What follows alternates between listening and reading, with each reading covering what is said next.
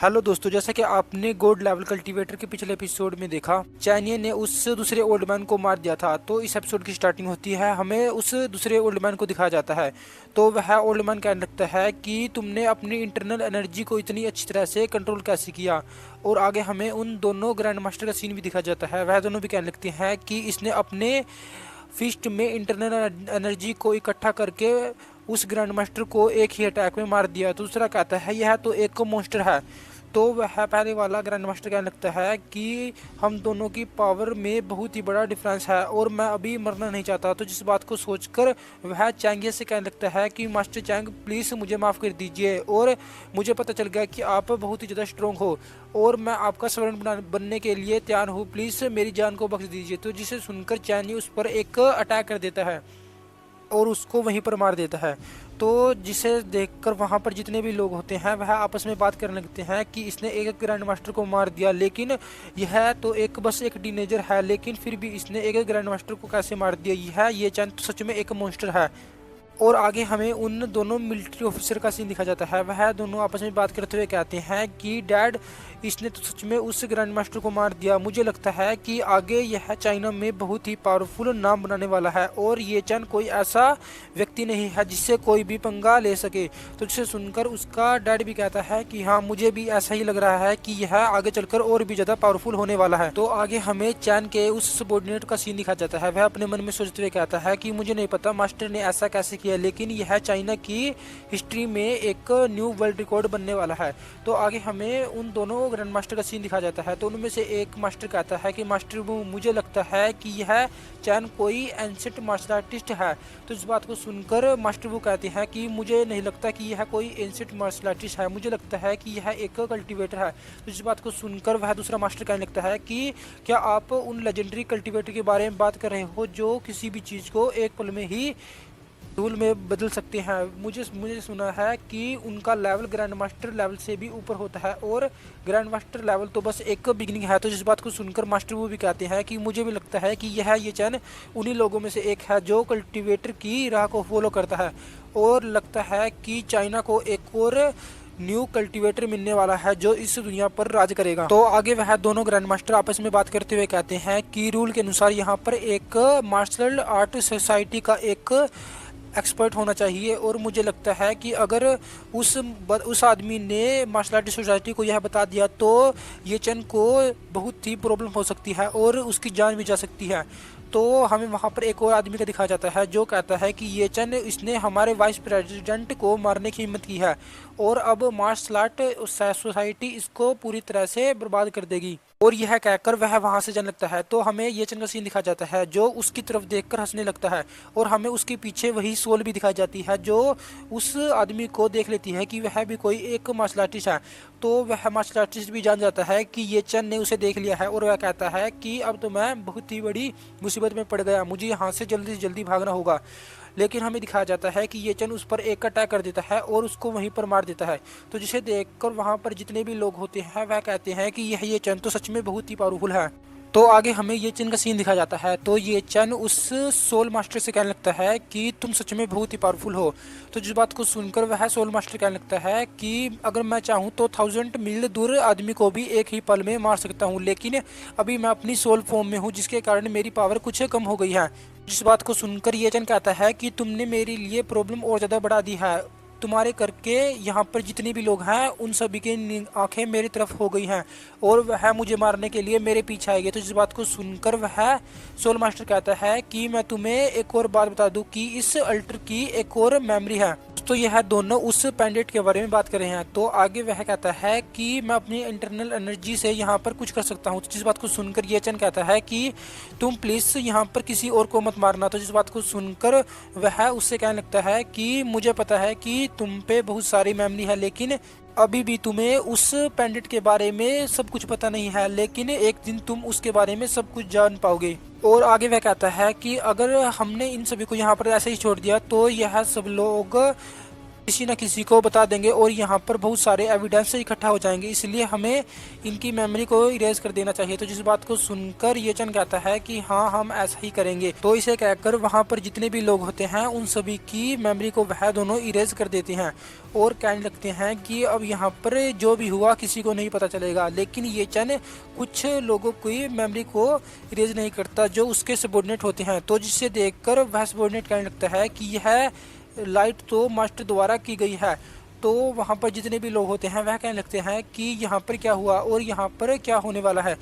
और तभी हमें उन दोनों ग्रैंड मास्टर का सीन दिखा जाता है। तो उन दोनों ग्रैंड मास्टर को भी एक बहुत ही पावरफुल प्रेजेंस का एहसास होता है और कहता है कि यह प्रेजेंस कैसी है और मुझे कुछ याद क्यों नहीं आ रहा।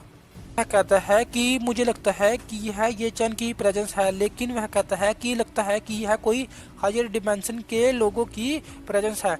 और ये चैन उसके पीछे आकर कहने लगता है कि अगर तुम मेरे सर्वेंट बन जाओ तो मैं तुम्हें कुछ नहीं करूंगा। तो जिस बात को सुनकर वह अपने मन में सोचने लगता है कि मैं पहली बार इतने पावरफुल आदमी से मिल रहा हूँ और ये चैन बहुत ज़्यादा जंग है और आगे जाकर इसका फ्यूचर बहुत ही लंबा होने वाला है और मुझे यह अपॉर्चुनिटी गंवानी नहीं चाहिए। और यह सोचकर वह येचन का सर्वेंट बनने के लिए तैयार हो जाता है। तो येचन उसके सिर पर अपना स्लेव मार्क लगा देता है और कहता है कि अगर तुमने मुझे बिट्रे करने की कोशिश की तो तुम यहीं पर मारे जाओगे। तो इस बात को सुनकर वह कहता है कि मैं कभी भी ऐसा करने की कोशिश नहीं करूँगा। तो आगे हमें उस सोल मास्टर का सीन दिखा जाता है। वह कहता है कि अभी मुझे तुम्हें और भी कुछ बताना है और मेरा अब यह लास्ट मिशन यहीं पर कंप्लीट होने वाला है। तो आगे सीन बदलता है और हमें ये चन के विले का सीन दिखा जाता है। तो ये चन उस सोल मास्टर से कहता है कि मुझे तुमसे बहुत सारे क्वेश्चन पूछने हैं। तो जिस बात को सुनकर वह कहता है कि मैं तुम्हारे सभी के सभी क्वेश्चन का आंसर नहीं दे सकता। तो जिस बात को सुनकर ये चन कहता है मुझे तुम बस एक क्वेश्चन का आंसर दे दो कि तुम उस स्टोन के अंदर कैद कैसे हुए और तुमने मेरी मदद क्यों की। तो जिस बात को सुनकर वह सोल मास्टर कहता है कि पहली बात यह है 2 क्वेश्चन है और मैं तुम्हें बता दूं कि मैं उस स्टोन के अंदर कैद नहीं हुआ था। हम उस सेंचुरी ऑफ रिकारनेशन स्टोन के अंदर अपने आप ही गए थे और वह एक रिकारनेशन स्टोन है जो बहुत ही पावरफुल है और उसके अंदर मुझसे भी बहुत पावरफुल लोग कैद हैं। और मैं तुम्हें बता दूं कि मैंने तुम्हारी मदद क्यों की, क्योंकि तुम उस स्टोन के अब न्यू मालिक बन गए हो जिसके कारण मैंने तुम्हारी मदद की है। और वह आगे बताने लगता है कि हमारा बस एक ही काम है कि तुम्हारे राह में आने वाली सभी मुसीबत को तुम्हारे लिए कम कर देना। तो जिस बात को सुनकर ये चन कहता है कि तुम्हारा बस यही काम है कि मेरे राह में आने वाले कुछ लोगों को क्लियर कर देना। तो जिस बात को सुनकर वह सोल मास्टर कहने लगता है कि हाँ हम सभी लोगों का यही काम है कि तुम्हारी प्रोटेक्शन करना, लेकिन हम कुछ ही समय के लिए तुम्हारी प्रोटेक्शन कर सकते हैं और इसलिए तुम्हें अभी से बहुत ही ज़्यादा पावरफुल होना होगा। और जब तुम बहुत ही पावरफुल हो जाओ तो तुम हम सभी का यूज भी कर सकते हो। तो जिस बात को सुनकर ये चन कहता है कि इसका मतलब जब तक मैं एक इमोर्टल एक्सपर्ट नहीं बन जाता तब तक तुम सभी लोग मेरी प्रोटेक्शन करने वाले हो। इस बात को सुनकर वह कहता है कि ऐसा नहीं है, मैं कुछ ही समय के लिए तुम्हारे पास हूँ और मैं कुछ समय बाद ही यहाँ से गायब हो जाऊँगा। और वह कहता है कि और मैं तुम्हें एक और बात बता दूँ कि मैं उन सभी में सबसे कमज़ोर हूँ जिसके कारण तुम मुझको सबसे पहले ही एक्टिवेट कर पाए और जैसे ही तुम्हारी स्ट्रेंथ बढ़ेगी तुम दूसरे लोगों को भी एक्टिवेट कर पाओगे। तो जिस बात को सुनकर ये चन हैरान होता है और अपने मन में सोचने लगता है कि यह सोल मास्टर इतना पावरफुल है और अगर मैं अपने और ज़्यादा डेवलप करूँगा तो मुझे नहीं पता कि इससे भी पावरफुल कितने लोग होंगे और मुझे लगा था कि मैं अब बहुत ही पावरफुल हो गया हूँ। तो इस बात को सोचकर वह अपने मास्टर की प्लेस को याद करने लगता है और कहता है कि मास्टर क्विंगलिंग माउंटेन पे रहते थे और मैं वहाँ पर 5 साल तक था, लेकिन मैं इतना पावरफुल बन गया और जो लोग वहाँ पर 100 साल से रह रहे हैं वह पता नहीं कितने पावरफुल होंगे। मैं तो उनकी पावर का अंदाजा भी नहीं लगा सकता। तो इस बात को सोचकर ये चन पूरी तरह से घबरा जाता है। तो आगे हमें उस सोल मास्टर का सीन दिखा जाता है। वह कहता है कि अब मेरे पास बस 2 घंटे रह गए हैं और मेरे पास तुम्हें सिखाने के लिए जितना भी कुछ है मैं वह अब तुम्हें सिखा देता हूँ। और यह कहकर वह ये चन को अपनी सारी की सारी नॉलेज देने लगता है। तो ये चन उसकी नॉलेज लेने के बाद अपने मन में कहता है कि यह तो बहुत ही पावरफुल मार्शल आर्ट टेक्निक है और यह एक कल्टीवेटर के लिए बहुत ही पावरफुल है और लेकिन मैं इन सभी टेक्निक को बहुत ही कम टाइम में सीख रहा हूँ और यह तो एक बहुत ही अच्छी बात है। तो उन सभी टेक्निक को देने के बाद वह सोल मास्टर वहाँ से गायब होने लगता है।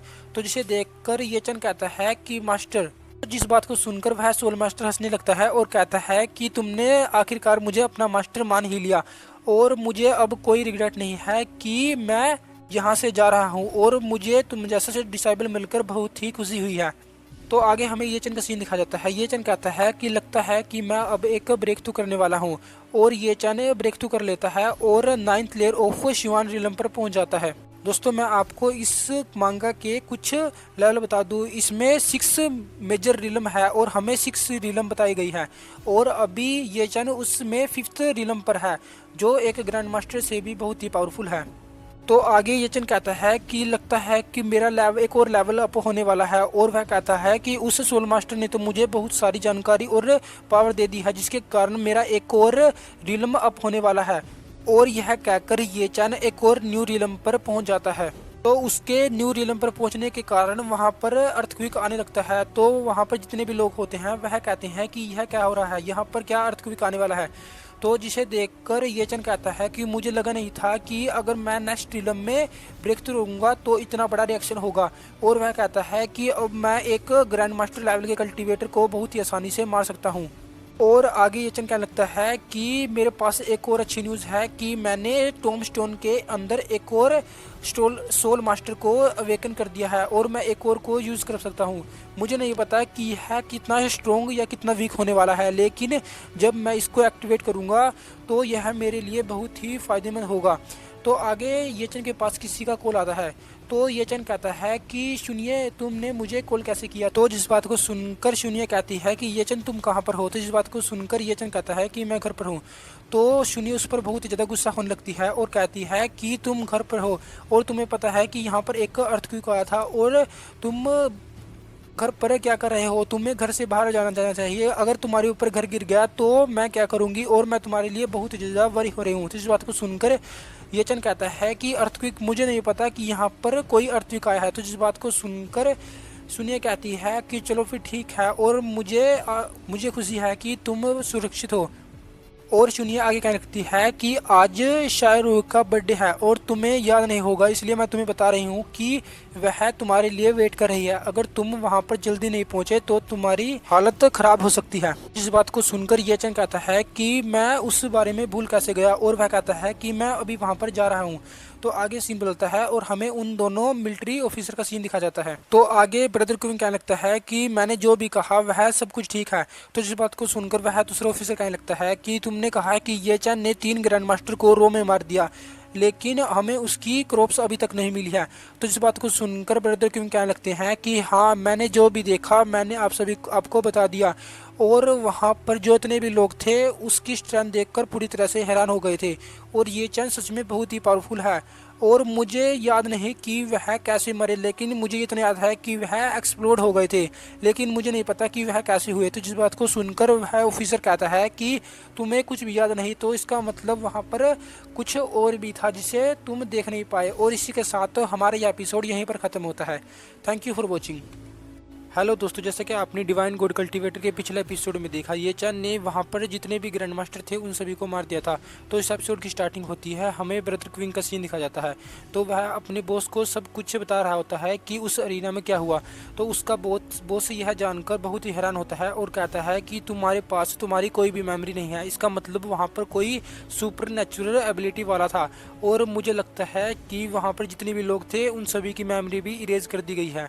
और वह ब्रदर क्वीन के पास आने लगता है और कहता है कि क्या तुमने कल भी यही कपड़े पहने रखे थे। तो जिस बात को सुनकर ब्रदर क्वीन कहता है हाँ सर, मैंने कल भी यही कपड़े पहन रखे थे। तो जिस बात को सुनकर वह ऑफिसर कहता है कि जल्दी से जल्दी अपनी पैंट को उतार दो। तो जिस बात को सुनकर ब्रदर क्वीन कहते हैं कि बॉस मेरे ऐसे कोई प्रोफेशन नहीं है और आप मेरे साथ ऐसा नहीं कर सकते। तो जिस बात को सुनकर उसका बॉस बहुत ज़्यादा गुस्सा हो जाता है और कहता है कि स्टूपिड, मैं तुम्हारी बेल्ट के बारे में बात कर रहा हूँ और मुझे अपनी बेल्ट दो। तो जिस बात को सुनकर ब्रदर क्विंग उसको अपनी बेल्ट दे देता है। तो हमें दिखाया जाता है कि उस बेल्ट के अंदर एक कैमरा होता है। तो जिस बात को देखकर उसका बॉस कहता है कि अब हमें सब कुछ पता चल जाएगा कि वहाँ पर क्या हुआ है। तो जिसे देखकर ब्रदर क्विंग कहते हैं कि मुझे नहीं लगा था कि इसके अंदर एक कैमरा होगा। और बॉस सच में आप हमारे बॉस होने के काबिल हो। तो इस बात को सुनकर उसका बॉस कहने लगता है कि हाँ, मुझे पता है कि नेशनल सिक्योरिटी बहुत ज़्यादा इंपॉर्टेंट है, इसलिए मैं सोल्जर की प्राइवेसी को भी ध्यान रखकर यह सब काम करता हूँ और मैं इस फील्ड में बहुत ही समय से हूँ। और वह उस वीडियो को देखने लगता है कि अरीना में क्या हुआ था। तो जब वह उस वीडियो को देखता है तो पूरी तरह से हैरान हो जाता है और कहता है कि ये चैन क्या ह्यूमन भी हो सकता है। यह इतनी पावर को यूज़ कर रहा है जितना कि कोई टॉप 50 ग्रैंड मास्टर भी नहीं कर सकते। तो उस वीडियो को देखकर ब्रदर क्विंग कहते हैं कि बॉस, मुझे नहीं लगता कि हमारी पूरी की पूरी फोर्स भी ये चैन को हरा पाएगी और इसकी पावर तो बहुत ही ज़्यादा है, हम इसका कुछ नहीं कर सकते। तो जिस बात को सुनकर उसका बॉस उस कंप्यूटर को बंद कर देता है और कहता है कि ब्रदर क्विंग, मैंने तुम्हें एक बहुत ही इम्पोर्टेंट मिशन दे रहा हूँ और इस मिशन को तुम अच्छे से पालन करना और यहाँ पर जो भी हुआ वह किसी को मत बताना, और अगर तुमने इसके बारे में किसी को और को बताया तो हम तुम्हें नेशनल ट्रेटर घोषित कर देंगे। तो इस बात को सुनकर ब्रदर क्विंग कहते हैं कि बॉस, मैं ऐसा कभी नहीं करूंगा। और वह कहने लगता है कि मुझे पता है कि उस मार्शल आर्ट अरीना में बहुत सारे मार्शल आर्टिस्ट और बहुत सारे नॉर्मल लोग थे और उनमें से बहुत सारे लोगों ने वीडियो बनाई होगी और उस वीडियो को वायरल होने से पहले हमें उन सभी वीडियो को डिलीट या उस डिवाइस को बर्बाद करना होगा। और मैं तुम्हें एक सीक्रेट टीम देता हूं जिससे तुम उन सभी डिवाइस या उन वीडियो को अपने पास रख सकते हो और पब्लिक में आने से रोक सकते हो। और वह बॉस आगे वहां से जाते हुए कहता है कि जल्दी से एक एसएस ग्रेड का मिलिट्री जेट तैयार करो, मुझे जल्दी से जल्दी नंबर 1 के पास जाना है और उसको यह रिपोर्ट देनी है। तो जिस बात को सुनकर ब्रदर क्विंग रेडी हो जाता है और कहता है कि सर, मैं अभी जेट को रेडी करता हूँ। तो आगे सीन मिलता है और हमें शाहरुख की बर्थडे पार्टी का सीन दिखाया जाता है। तो वहाँ पर हमें शून्य का सीन दिखा जाता है। तो शून्य अपने मन में सोच रही होती है कि यहाँ पर जांगचान सिटी के सभी रिच और पावरफुल पर्सन इकट्ठे हुए हैं और मैंने इन सभी को टेलीविज़न में देखा था और मैं आज इन सभी को अपने आंखों के सामने देख पा रही हूँ। तो तभी वहाँ पर शावरी आ जाती है और वह कहती है कि सुनिए, क्या वह अब तक नहीं आया? तो जिस बात को सुनकर शून्य कहती है कि वह अभी आ ही रहा होगा। तो जिस बात को सुनकर शावरी कहती है कि उस ये चंद ने मुझसे प्रॉमिस किया था कि वह जल्दी से जल्दी आने की कोशिश करेगा, लेकिन आज भी वह इतना ज़्यादा लेट हो गया है। तो आगे वहाँ पर हमें शाहरुख की मदर का सीन दिखा जाता है। तो शाहरुख की मदर शाहरुख के पास आते हुए कहती है कि जल्दी तुम मेरे साथ चलो, हमारे पास एक इम्पोर्टेंट गेस्ट आया है। तो जिस बात को सुनकर शाहरुख कहती है कि मदर, आप किसके बारे में बात कर रहे होते हैं? जिस बात को सुनकर शाहरुख की मदर कहती है कि तुम्हारे फियोंसे की तरफ से कोई आया है। तो जिस बात को सुनकर कि उसके फियोंसे की तरफ कोई आया है तो वह कहती है कि क्या वह इतनी जल्दी यहाँ पर आ गया? तो जिस बात को सुनकर शाहरुख की मदर कहती है कि वह नहीं आया है, उसकी क्विंग फैमिली की तरफ से कोई ग्रैंड मास्टर लेवल का मार्शल आर्टिस्ट आया है और हमें चलकर उसको इनवाइट करना होगा। तो इस बात को सुनकर वह जाने लगते हैं। तो आगे हमें उस मार्शल आर्टिस्ट का सीन दिखाया जाता है। तो हमें बताया जाता है कि इसका नाम क्विंग यांग क्विंग है और यह top 600 national grand master ranking में से एक मार्शल आर्टिस्ट। को आगे शाहरुख और शाहरुख की मदर उसके पास चली जाती है और कहती है कि आपका यहाँ पर आने के लिए शुक्रिया। तो वह भी पोलाइट होकर उन दोनों से बातें करने लगता है और कहता है कि यंग मास्टर सर्कुलेशन में गए थे, जिसके कारण मैं उनको रिप्रेजेंट करने के लिए यहाँ पर आया हूँ और इसलिए प्लीज़ आप मेरी बात को समझिए और यंग मास्टर को माफ़ कर दीजिए। और वह ग्रैंड मास्टर आगे कहने लगता है कि और मेरे यंग मास्टर ने आपको इनवाइट भी किया है और आप इस बर्थडे पार्टी के बाद प्लीज़ मेरे साथ चलिए। तो जिस बात को सुनकर क्विंगे उसके ऑफर को रिजेक्ट कर देती है और कहती है कि मुझे और भी काम है, इसलिए मैं आपके साथ नहीं जा सकती, मैं आपके साथ कभी और चलूँगी। तो जिस बात को सुनकर वहाँ पर जितने भी लोग होते हैं वह शाहरुख के बारे में बात करने लगते हैं कि इसने क्विंग फैमिली के रिक्वेस्ट को रिजेक्ट कर दिया, क्या यह क्विंग फैमिली से डरती नहीं है? और वह कहने लगते हैं कि क्विंग फैमिली जंक्शन सिटी में बहुत ही पावरफुल है और मैं मानता हूँ कि शाह फैमिली बहुत रिच है, लेकिन वह एक मार्शल आर्टिस्ट फैमिली के सामने कुछ भी नहीं है। तो जिसे देखकर शाहरुख की मदद कहने लगती है कि प्लीज़ मेरी बेटी को माफ़ कर दीजिए और यह पक्का ही जोक कर रही होगी। तो इस बात को सुनकर शाहरुख कहती है कि मदर, मैं कोई जोक नहीं कर रही और मैं अभी जंक्शन सिटी में ही रहना चाहती हूँ और मैं इनकी क्विंग फैमिली में कभी नहीं जाना चाहती। तो इस बात को सुनकर वह ग्रैंड मास्टर बहुत ज़्यादा गुस्सा हो जाता है और कहता है कि यंग मास्टर ने कहा है कि अगर तुम मेरे ऑफर को रिजेक्ट कर दोगी तो वह तुम्हें ज़बरदस्ती क्विंग फैमिली में लेकर जाएंगे और यह यंग मास्टर की डिसरिस्पेक्ट है कि तुम हमारे ऑफर को रिजेक्ट कर रही हो। तो जिस बात को सुनकर वहाँ पर कोई हंसने लगता है। तो हमें दिखाया जाता है कि यह फू फैमिली का वही ग्रैंड मास्टर है और वह कहता है कि क्विंग फैमिली बहुत ही ज़्यादा हैरिस हो रही है और जब शाओ रिव ने कह दिया है कि वह क्वेंचन सिटी में ही रहना चाहती है तो वह उसको क्विंग फैमिली में लेके जाने की हिम्मत कैसे कर सकता है। तो जिस बात को सुनकर सभी के सभी बहुत ज़्यादा हैरान हो जाते हैं। और जब भी शाहरुख की मदर उसकी तरफ देखती है और कहती है कि वो फैमिली का यह ग्रैंड मास्टर यहाँ पर क्या कर रहा है, और मैंने तो इसको इन्वाइट किया था लेकिन इसने तो मेरे इन्वाइट को रिजेक्ट कर दिया था। तो आगे वह वो फैमिली का ग्रैंड मास्टर उसके पास आते हुए कहता है कि शाहरुख, मैं आपको आपके बर्थडे के लिए कांग्रेस करता हूँ और मैं आपको सपोर्ट करता हूँ। तो वहाँ पर जितने भी रिच पीपल्स होते हैं वह कहने लगते हैं कि वो फैमिली भी एक बहुत ही पावरफुल मार्शल आर्टिस्ट फैमिली है, लेकिन वह क्विंग फैमिली के सामने कुछ भी नहीं है। और यह वो फैमिली का ग्रैंड मास्टर क्विंग फैमिली के ग्रैंड मास्टर के सामने इतना ज़्यादा चोट में क्यों खड़ा है। मुझे लगता है कि यहाँ पर इन दोनों फैमिली के बीच लड़ाई होने वाली है। और यह वो फैमिली का ग्रैंड मास्टर इस शाहरुख को इतना ज़्यादा सपोर्ट क्यों कर रहा है। तो शाहरुख उसके पास आकर कहती है कि वो फैमिली के ग्रैंड मास्टर, आपका शुक्रिया कि आपने मेरी तरफ से बोला। तो इस बात को सुनकर वो फैमिली का ग्रैंड मास्टर कहता है कि आपको इतना ज़्यादा चिंता करने की कोई ज़रूरत नहीं है और हम दोनों बस एक क्लोज फ्रेंड की तरह है। तो जिस बात को सुनकर वह क्विंग फैमिली का ग्रैंड मास्टर गुस्सा हो जाता है और कहता है कि तुम यहाँ पर क्या बात कर रहे हो, और यह हमारी शाह फैमिली और क्विंग फैमिली के बीच का मामला है और तुम हमारी फैमिली के बीच में नहीं बोल सकते। तो इस बात को सुनकर वो फैमिली का ग्रैंड मास्टर कहता है कि अभी तुम दोनों की एंगेजमेंट ही हुई है और अभी तुम्हारी शादी नहीं हुई है, जिसके कारण तुम यह नहीं कह सकते कि शाहरुख की शादी क्विंग फैमिली में ही होगी, और क्या पता किसी और के साथ शाहरुख की शादी हो जाए। तो जिस बात को सुनकर वह क्विंग फैमिली का ग्रैंड मास्टर बहुत ज़्यादा गुस्सा हो जाता है और वो फैमिली के ग्रैंड मास्टर को चिल्लाने लगता है और कहता है कि तुम ऐसा कैसे कह सकते हो, हमारी फैमिली 1000 साल पुरानी है और हमारी फैमिली जंक्शन सिटी में टॉप 3 फैमिलीज में से एक है, और तुम्हारी वो फैमिली हमारे सामने कुछ भी नहीं है और तुम ऐसा कहने की हिम्मत मत करो। तो आगे हमें वो फैमिली के मास्टर का सीन दिखा जाता है। वह अपने मन में सोचते हुए कहता है कि वो फैमिली और क्विंग फैमिली दोनों ही जंक्शन सिटी में बहुत ही पावरफुल है, लेकिन मैं अब ये चैन का फॉलोवर बन गया हूँ और मेरी वो फैमिली भी अब और ज़्यादा पावरफुल बनने वाली है। और इस क्विंग फैमिली को तो यह पता ही नहीं कि वह ये चैन कितना पावरफुल है। अगर ये चैन ने इनकी फैमिली को बर्बाद करने की सोच लिया तो वह पक्का ही इनकी फैमिली को बर्बाद कर देगा। और यह लोग ये चैन के गर्ल को अपने पास रखना चाहते हैं। लगता है कि इनकी फैमिली भी बर्बाद होने वाली है। और वह उससे दूसरे ग्रैंड मास्टर से बात करते हुए कहता है कि मेरी वो फैमिली की तरफ से मैं पूरी की पूरी वो फैमिली को रिप्रेजेंट कर रहा हूँ, लेकिन तुम तो बस क्विंग फैमिली के एक कुत्ते हो जो यहाँ पर आया है और तुम मेरे सामने कुछ भी नहीं हो। तो इस बात को सुनकर वह दूसरा ग्रैंड मास्टर कहता है कि आज तुमने लाइन को क्रॉस कर दिया है। तो इस बात को सुनकर वो फैमिली का ग्रैंड मास्टर उसको एक स्लैश कर देता है जिससे वह दूर हो जाता है। और वह कहता है कि अगर तुमने मेरे ऊपर अटैक करने की कोशिश की तो तुम यहीं पर मारे जाओगे। तो जिस बात को देखकर वह दूसरा ग्रैंड मास्टर वहां से जाने लगता है और कहता है कि तुम मुझसे कुछ ज़्यादा ताकतवर हो, इसलिए तुम ऐसा कर रहे हो और बाद में तुम ही इसके बाद में पछताओगे।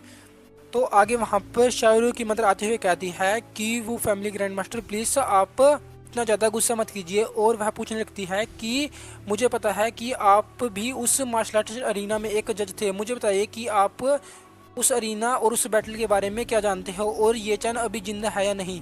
तो जिस बात को सुनकर शाहरुख हैरान हो जाती है और कहती है कि मदर आप किस मार्शल आर्टिस्ट अरीना के बारे में बात कर रहे हैं और ये चैन वहाँ पर कैसे पहुँचा।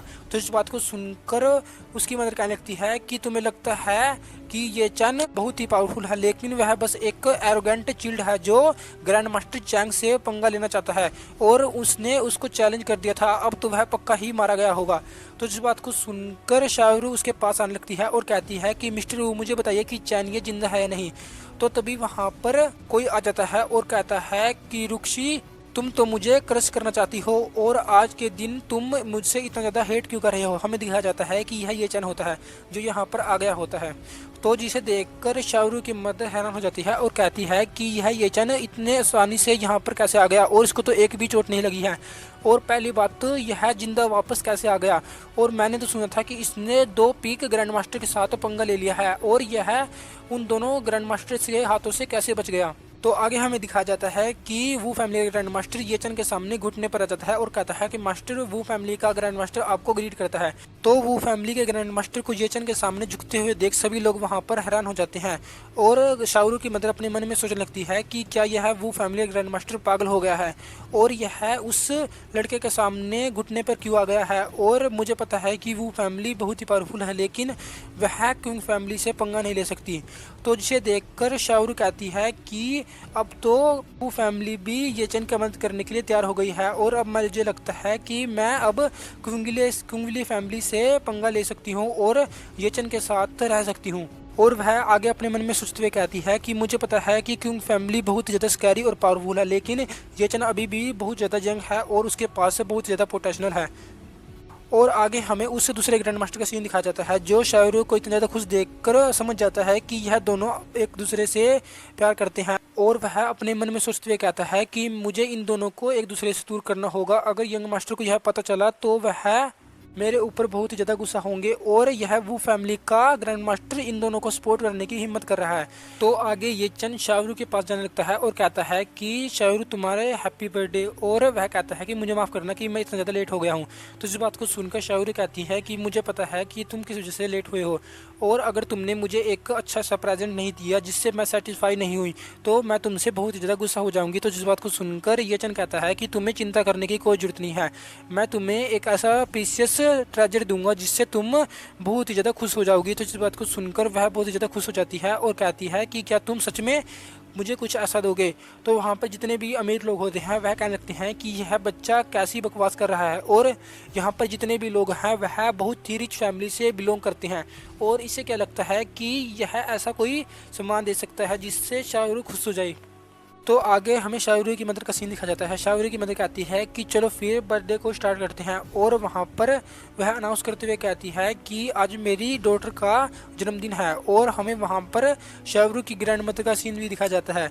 तो उसकी ग्रैंड मदर को देखकर ये चन अपने मन में सोचते हुए कहता है कि यह शाहरुख की ग्रैंड मदर है और मुझे लगता है कि अब यह पहले से हेल्थी हो गई है। और जब से शाह फैमिली डिक्लाइन में गई है तब से शाह फैमिली के ऊपर बहुत ज़्यादा परेशानी आ गई है। तो आगे शाहरुख वहाँ पर अपनी स्पीच देने लगती है। तो तभी सुनिए ये चंद से कहती है कि मैंने तुम्हें बहुत ज़्यादा ढूंढा लेकिन तुम इस समय कहाँ पर थे और मैंने। तो इस बात को सुनकर ये चंद कहता है कि मैं कुछ अपने स्मॉल प्रॉब्लम्स को ठीक कर रहा था, इसलिए तुम्हें चिंता करने की कोई ज़रूरत नहीं है। तो आगे हमें दिखाया जाता है कि कुछ लोग शाहरुख के लिए कुछ गिफ्ट लाए होते हैं और वह कहते हैं कि मुझे आशा है कि मिस शाह को मेरे गिफ्ट पसंद आएगा। और वह कहने लगता है कि यह एक एम्पर जेट है जो 50 मिलियन का है। मुझे पता है कि यह इतना महंगा नहीं है लेकिन मुझे आशा है कि शाह फैमिली को यह पसंद आएगा। लेकिन हमें दिखाया जाता है कि कुछ लोग उसके पीछे बात कर रहे होते हैं कि शाह फैमिली इस पूरे के पूरे जानचंद डिस्ट्रिक्ट की सबसे अमीर फैमिली है और क्या यह पागल सोचता है कि क्या यह इस छोटे से गिफ्ट से शाह फैमिली को खुश कर सकता है। तो जिस चीज़ को देखकर सुनिए हैरान हो जाती है और कहती है कि इतना वैल्यूएबल गिफ्ट भी यहाँ पर कुछ नहीं है और मैंने तो बस एक बेकार सा गिफ्ट प्रिपेयर किया है। मुझे लगता है कि आज मैं यहाँ पर बहुत ज़्यादा बेइज्जत होने वाली हूँ। तो जिस चीज़ को सुनकर ये चंद कहता है कि तुम्हें चिंता करने की कोई ज़रूरत नहीं है और शाहरुख तुमसे कभी भी नाराज़ नहीं होगी और वह तुमसे बहुत ही अटैच है जिसके कारण वह हमेशा ही तुम्हारी फीलिंग की केयर करेगी और तुम्हें इतना ज़्यादा चिंता करने की कोई ज़रूरत नहीं है। तो इस बात को सुनकर सुनिए कहती है कि मुझे भी आशा है कि शाहरुख मेरे गिफ्ट को देखकर हैरान ना हो। तो आगे वह वहाँ पर जाने लगती है और कहती है कि अब मैं यहाँ पर कुछ नहीं कर सकती और अगर मैं यहाँ पर एम्बैरस हो गई तो मुझे यह भी मंजूर है। और यह कहकर वह वहाँ से जाने लगती है। तो इसी के साथ हमारा यह एपिसोड यहीं पर ख़त्म होता है। नेक्स्ट एपिसोड में देखेंगे कि सुनिए और ये चंद ने शाहरुख के लिए क्या गिफ्ट दिया है। और इसी के साथ यह वीडियो खत्म होती है। Thank you for watching. Hello दोस्तों, जैसा कि आपने गोल्ड लेवल कल्टीवेटर के पिछले एपिसोड में देखा, शून्य ने शाहरुख के लिए एक गिफ्ट तैयार किया था। तो वह उस गिफ्ट को देने के लिए जा रही थी और कहता है कि यह गिफ्ट इतना ज़्यादा एक्सपेंसिव तो नहीं है लेकिन यह फुल ऑफ सिंसियरिटी के साथ है। तो इस बात को सुनकर शाहरुख कहती है कि हम दोनों बेस्टी है और तुम्हें इतना ज़्यादा चिंता करने की कोई ज़रूरत नहीं है। और जैसे ही शाहरुख उस गिफ्ट को खोलकर देखती है तो वह देखती है कि यह उनके हाउस का एक मॉडल है और वह यह देखकर बहुत ज़्यादा खुश हो जाती है। तो शून्य कहती है कि इसके अंदर देखो, इसके अंदर भी बहुत ही अच्छी चीज़ है। तो जैसे ही वह देखती है कि उसके अंदर क्या है तो उसके अंदर शाहरुख और शून्य की एक डॉल होती है। तो जिसे देखकर वह बहुत ज़्यादा खुश हो जाती है और कहती है कि शून्य, यह अब तक का मेरा सबसे प्यारा गिफ्ट है और मैं तुम्हें बहुत ज़्यादा प्यार करती हूँ। तो जिस चीज़ को देखकर वो फैमिली का ग्रैंड मास्टर कहता है कि यह दोनों तो बहुत ही टचिंग सिस्टर है। तो आगे वो फैमिली का ग्रैंड मास्टर कहता है कि चलो फिर अगला गिफ्ट मेरी तरफ से होगा। और वह यह कहकर एक पेंडेंट को शाहरुख को देने लगता है और कहता है कि मिस शाहरुख, यह मेरी तरफ से एक आपके लिए गिफ्ट है और मैं आशा करता हूँ कि आपको यह गिफ्ट पसंद आएगा। तो उस पेंडेंट को देखकर शाहरुख की मदर कहती है कि यह कोई ऑर्डिनरी पेंडेंट नहीं है, यह वो फैमिली का एक टोकन है, जिसके कारण जिस पर्सन के पास यह टोकन होगा वह वो फैमिली के प्रोटेक्शन में रहेगा, और यह पेंडेंट बहुत ही एक्सपेंसिव है।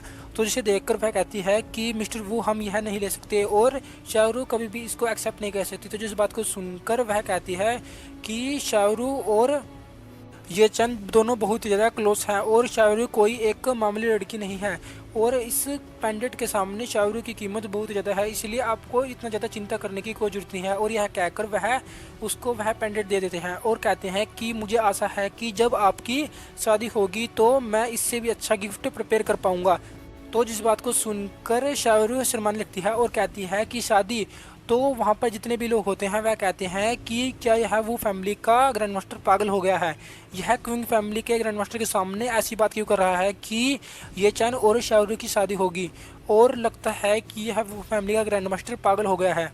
तो आगे वहाँ पर क्विंग फैमिली का ग्रैंड मास्टर भी आ जाता है और उसका टोकन को ले लेता है और कहता है कि यह टोकन बहुत ही बेकार है, और मेरे क्विंग फैमिली का टोकन इससे बहुत ज़्यादा अच्छा है, और मिस शाया इस टोकन को एक्सेप्ट कर सकती है, और मेरे पास उनके लिए एक और अनदर गिफ्ट है। और वह यह कहकर एक सोल रिफाइनिंग पिल को बाहर निकाल देता है, और वह इस पिल के बारे में बताते हुए कहता है कि यह पिल एक ऐसी पिल है, अगर किसी ने मार्शल आर्टिस्ट की ट्रेनिंग ना ली हो तो भी यह उसको एक मार्शल आर्टिस्ट बना देगी, और यह पिल बहुत ही पावरफुल है। तो जिस पिल के बारे में सुनकर वहाँ पर जितने भी लोग होते हैं वह कहते हैं कि यह पिल सच में बहुत ही एक्स्ट्राऑर्डिनरी है, और क्विंग फैमिली तो सच में बहुत ही अमीर है जिसके पास इतनी सारी पिल हैं। तो उस पिल को देखकर शाहरुख की मदर उसके पास आने लगती है और कहती है कि मिस्टर क्विंग, मैं आपसे यह पिल लेने के लिए तैयार हूँ। और वह कहती है कि मैं अपनी बेटी की तरफ से यह पिल आपको ले लूँगी, और इस पिल की रीपे मैं किसी दिन पक्का ही कर दूंगी। लेकिन हमें दिखा जाता है कि कोई उस पिल को और पेंडेंट को गिरा के तोड़ देता है। तो हमें दिखा जाता है कि यह ये चन होता है और कहता है कि तुम शाहरुख को ऐसा ट्रैस कैसे दे सकते हो।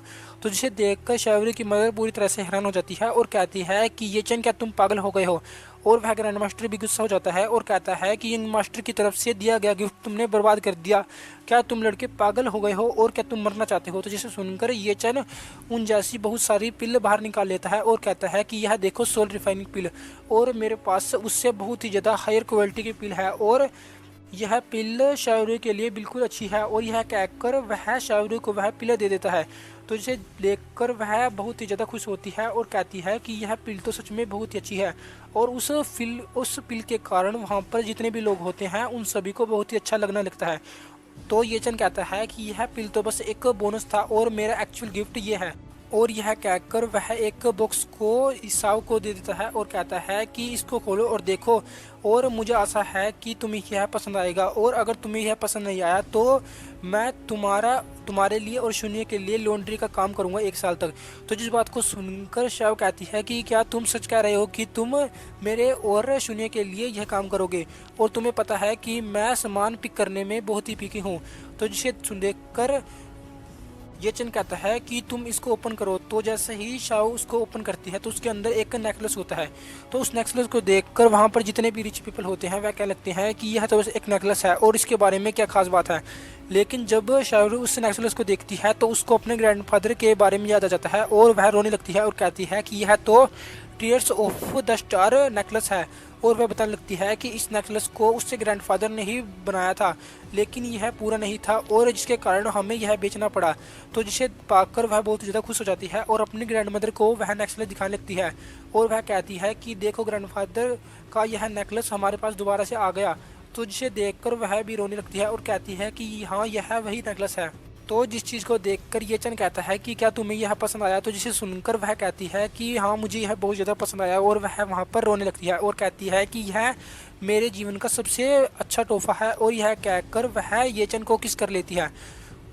तो इस नज़ारे को देखकर वहाँ पर जितने भी लोग होते हैं वह कहते हैं कि शाहरुख हमारी कंट्री की 3 ब्यूटीफुल वुमेन में से एक है, और उसकी बॉडी और फेस बहुत ही अच्छा है, और उसका बैकग्राउंड भी एक परफेक्ट कराने के लायक है, और मोर इम्पोर्टेंटली वह क्विंग की एक फियांसी बनने वाली है, और फिर भी वह दूसरे आदमी को किस कर रही है। लगता है कि यह क्विंग फैमिली से धोखा करना चाहती है।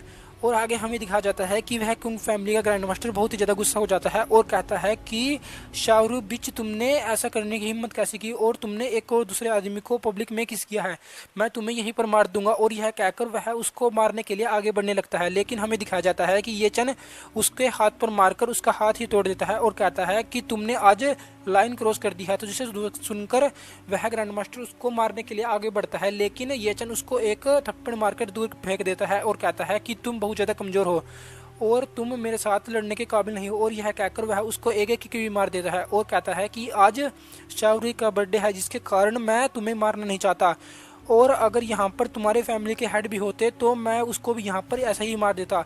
तो जिसे देखकर वहाँ पर जितने भी लोग होते हैं वह कहते हैं कि ये चंद पागल हो गया है और यह पूरी की पूरी क्वीन फैमिली से लड़ाई मोल लेना चाहता है, लगता है कि यह जो मरने की आशा कर रहा है।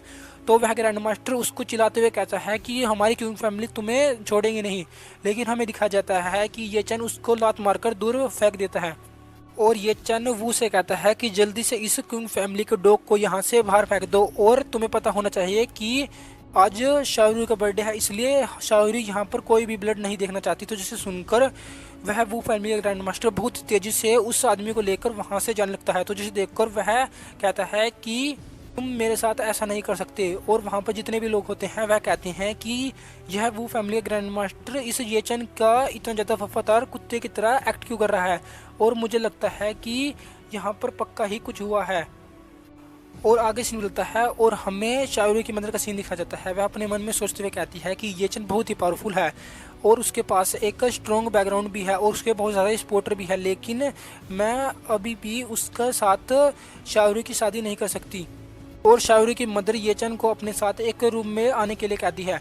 तो आगे हमें उस रूम का सीन दिखाया जाता है। तो वहाँ पर येचन और शाहरुख की मदर बात कर रहे होते हैं और कहते हैं कि आप मुझे यहाँ पर क्यों बुलाना चाहते थे। तो जिस बात को सुनकर शाहरुख की मदर कहती है कि तुम्हें पता ही है कि मैं तुम्हें क्या कहना चाहती हूँ। और वह कहती है कि क्वीन फैमिली बहुत ही पावरफुल है और मुझे पता है कि तुम्हारे पास बहुत सारी फैमिली का सपोर्ट है, लेकिन फिर भी तुम क्वीन फैमिली के सामने कुछ नहीं कर सकते। और मैं मानती हूँ कि तुम भी बहुत पावरफुल हो, लेकिन फिर भी तुम्हें शाहरुख के साथ अपने रिलेशन को ख़त्म कर देना चाहिए और उससे दूर हो जाना चाहिए, वरना तुम भी मारे जाओगे। तो इस बात को सुनकर येचन कहता है कि क्या आप मुझे बस इसी बकवास के लिए यहाँ पर लेके आई हो। जिस बात को सुनकर शाहरुख की मदर कहती है कि तुम्हें तो पता है कि हमारी फैमिली बहुत ज़्यादा रिच है, लेकिन हमारी फैमिली मार्शल आर्टिस्ट वर्ल्ड में ऐसे सर्वाइव नहीं कर सकती, और अगर हमें सर्वाइव करना है तो हमें किसी ग्रैंड मास्टर फैमिली से कनेक्शन रखना होगा। अगर हमने ऐसा नहीं किया तो हमारी पूरी की पूरी फैमिली बर्बाद हो जाएगी। इसलिए हमने बहुत सारी मार्शल आर्टिस्ट फैमिली के साथ कॉन्ट्रैक्ट किया, लेकिन क्वीन फैमिली ही है जो हमारे साथ रिलेशन में आने के लिए तैयार है। इसलिए मेरे हस्बैंड ने उनके साथ मेरी बेटी की मैरिज करने का फैसला किया है, जिसके कारण मैं इसमें कुछ भी नहीं कर सकती। और तुम्हें भी पता है कि वह कितनी पावरफुल है। तो इस बात को सुनकर येचन कहता है कि क्या आप मुझे बता सकती है कि क्वीन फैमिली और मार्शल आर्ट सोसाइटी में कौन ज़्यादा पावरफुल है। तो इस बात को सुनकर वह कहती है कि तुम उन दोनों सोसाइटी के बारे में नहीं जानते, लगता है कि तुम मार्शल आर्टिस्ट सोसाइटी के बारे में तो नहीं जानते। और वह बताने लगती है कि क्वीन फैमिली उसके सामने कुछ भी नहीं है, और अगर 3-4 फैमिली भी जुड़ जाए तो भी वह मार्शल आर्टिस्ट यूनियन के सामने कुछ नहीं है। इसलिए तुम्हें उनके बारे में और उनको कंपेयर करने की कोई जरूरत नहीं है। तो जिस बात को सुनकर येचन कहता है कि अच्छा ऐसी बात है। दोस्तों मैं आपको बता दूं कि यह वही सोसाइटी है जिसके साथ येचन ने पंगा मोल ले लिया है। तो येचन यह कहकर वहां से जाने लगता है। तो जिसे देखकर शाहरुख की मदर कहती है कि क्या मैं तुम्हें अपना प्राइवेट जेट दे दूं। तो जिस बात को सुनकर येचन कहता है कि मैं यहाँ से कहीं नहीं जा रहा, और जिसने भी मेरे सामने खड़े होने की हिम्मत की है मैं उन सभी को यहाँ पर मार दूंगा, और मैं अपनी पावर से उस क्वीन फैमिली को भी एलिमिनेट कर दूंगा। तो यह कहकर येचन वहाँ से चला जाता है और क्वीन की मोम कुछ नहीं कर पाती। और इसी के साथ हमारा यह एपिसोड यहीं पर ख़त्म होता है। Thank you for watching. Hello दोस्तों, जैसे कि आपने डिवाइन गॉड कल्टीवेटर के पिछले एपिसोड में देखा, ये चन शाहरुख के घर से बाहर आ गया था। तो इस एपिसोड की स्टार्टिंग होती है, हमें ये चन को अपने रूम में दिखाया जाता है। तो ये वहाँ पर बैठे हुए कहता है कि मैं कई दिनों से सोया नहीं हूँ, इसके कारण मुझे बहुत ज़्यादा नींद आ रही है। लेकिन तभी वहाँ पर चुनी आ जाती है और पूछने लगती है कि ये चन क्या तुम जगे हुए हो। तो शून्य को वहाँ पर देखकर येचन कहता है कि शून्य तुम यहाँ पर क्या कर रही हो। तो जिस बात को सुनकर शून्य कहती है कि मैं आज तुमसे शाहरुख के बारे में बात करने के लिए आई हूँ। तो जिसे सुनकर येचन कहता है कि चलो फिर बताओ कि तुम क्या बात करना चाहती हो। तो जिसे सुनकर शून्य कहती है कि मैं आज के दिन जो भी हुआ उसके बारे में बात करना चाहती हूँ और मैं यह पूछना चाहती हूँ कि तुम शाहरुख की उस किस के बारे में क्या सोचती हो। तो जिस बात को सुनकर येचन कहता है कि उस किस के बारे में तुम्हें ज़्यादा कुछ सोचने की जरूरत नहीं है। तो इस बात को सुनकर शून्य येचन को किस कर लेती है और कहती है कि क्या मैं शाहरुख से बेहतर हूँ। तो जिस बात को सुनकर येचन कहता है कि मैं इसको कैसे बता सकता हूँ और फिर बताने लगता है कि तुमने मुझे लिप्स पर किस किया है और उसने मुझे चीख पर किस किया था, लेकिन अगर तुम मुझे चीख पर किस किए तो मैं बता सकता हूँ कि तुम दोनों में से कौन बेहतर हो। तो जिस बात को सुनकर शून्य कहती है कि तुम मुझे टीस करना बंद करो और तुम बताओ कि हम दोनों में से कौन अच्छा है। तो जिस बात को सुनकर येचन कहता है कि ऑफ कोर्स तुम ही अच्छी हो और वह अपने मन में सोचते हुए कहता है कि मैं तो बस इस स्टूपिड लड़की को अपने बहकावे में डाल रहा हूँ। और वह बताता है कि कभी भी एक लड़की के सामने दूसरी लड़की की तारीफ नहीं करनी चाहिए। तो जिस बात को सुनकर शून्य बहुत ही खुश हो जाती है और कहती है कि मुझे लगा नहीं था कि तुम मुझसे यह कहोगे। और वह कहने लगती है कि मुझे पता है कि तुम मुझसे झूठ भरे हो, लेकिन फिर भी मैं इस बात को सुनकर बहुत ही खुश हूँ और आज की रात मैं तुम्हें अपना बनाकर रहूंगी। तो जिस बात को सुनकर येचन कहता है कि ऐसा तो कोई मतलब नहीं है कि मैं तुम्हें अपने ऊपर आने दूँ। और वह उसके ऊपर आ जाता है और कहता है कि चलो फिर आज देखता हूँ कि तुम मुझे कॉन्कर करोगी या मैं तुम्हें कॉन्कर करूँगा।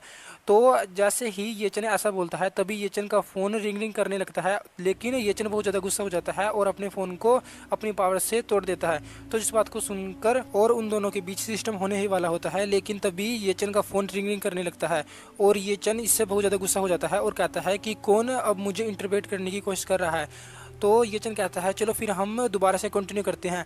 तो इसे सुनकर शून्य भी तैयार हो जाती है, लेकिन तभी एक और फ़ोन रिंग करने लगता है। तो जिसे देखकर येचन कहता है कि आज तो यह फ़ोन मेरे हाथों से नहीं बचेगा। तो जिस बात को सुनकर शून्य कहती है कि वह मेरा फ़ोन है और वह कहती है कि चलो फिर मैं देख लेती हूँ कौन इस टाइम मुझे फ़ोन कर रहा है।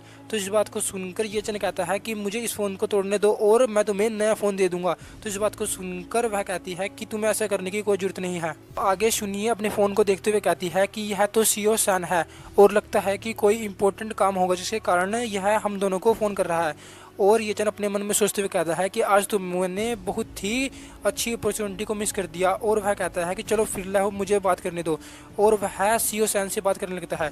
तो जिस बात को सुनकर सीओ सैन कहते हैं कि येचन बहुत ही बड़ी मुसीबत आ गई है और वह बताने लगता है कि जो रेसिपी तुमने हमें दी थी वह अब चुरा ली गई है और हमें पता नहीं है कि वह रेसिपी किसने चुराई है। तो आगे सीन बदलता है और हमें उस मेडिकल फैक्ट्री का सीन दिखाया जाता है जहाँ पर यह रेसिपी बनने वाली थी। तो वहाँ पर येचन आ जाता है और वहाँ पर सीओ सैन भी होते हैं। तो येचन पूछता है कि मुझे बताइए कि यहाँ पर क्या हुआ। तो जिस बात को सुनकर सीओ सैन कहने लगते हैं कि 8 बजे के करीब एक बहुत ही पावरफुल फोर्स यहाँ पर आई और उसने यहाँ के जितने भी गार्ड थे उन सभी को मारकर यह रेसिपी चुरा कर ले गए, जिसमें बहुत सारे इंपॉर्टेंट रिसोर्सेज भी थे। तो जिस बात को सुनकर येचन अपने मन में सोचते हुए कहता है कि उन्होंने यहाँ के सभी फॉर्मेशन को तोड़ दिया। ऐसा तो नहीं हो सकता क्योंकि मैंने यहाँ पर एक स्पेल को कास्ट किया है। अगर वह स्पेल टूटेगी तो मुझे पता चल जाएगा। और वह कोई नॉर्मल बॉडीगार्ड नहीं थे जिसको उन लोगों ने मारा, वह किंग जान के एक सुपर टीम थे जिसके कोई भी नॉर्मल पर्सन नहीं मार सकता। इसका मतलब यहाँ पर कुछ लोग या मार्शल आर्टिस्ट आए थे जिन्होंने यह चोरी की है। तो येचन कहता है कि मुझे बताओ कि वह बॉडीगार्ड कहाँ पर है और वह वहाँ पर चले जाते हैं और वहाँ पर हमें बहुत सारे बॉडीगार्ड के लाशों को दिखाया जाता है। तो येचन उनकी बॉडी को चेक करते हुए कहता है कि यह तो बहुत ही दर्दनाक तरीके से इनकी मौत हुई है और इनको मारने वाला इनको मारते हुए एंजॉय कर रहा था। तो जिस बात को सुनकर सीओ सैन कहते हैं कि पता नहीं कौन है जो इन लोगों को भी इतनी आसानी से मार सकता है। और वह कहते हैं कि अब हम क्या करें, हमारी तो रेसिपी चोरी हो गई है। तो इस बात को सुनकर येचन कहता है कि आपको रेसिपी के बारे में चिंता करने की कोई जरूरत नहीं है, मैं उस रेसिपी को दोबारा से लिख कर दे दूंगा, लेकिन जिस भी लोगों ने यह रेसिपी को चुराया है मैं उन सभी को अपने हाथों से सजा दूंगा। तो इस बात को सुनकर सीओ सैन घबरा जाते हैं और कहते हैं कि मुझे माफ़ करना कि मेरे कारण आपको यह सब करना पड़ रहा है। तो आगे येचन कहता है कि आपको इतनी ज़्यादा चिंता करने की कोई जरूरत नहीं है और वह पूछने लगता है कि यह सीसीटीवी कैमरा ठीक है नहीं। तो इस बात को सुनकर सीओ सन कहने लगते हैं कि यह सीसीटीवी कैमरा डिस्ट्रॉय हो गए हैं और हमने फुटेज को रिकवर करने की भी कोशिश की, लेकिन हम इसमें नाकाम रहे।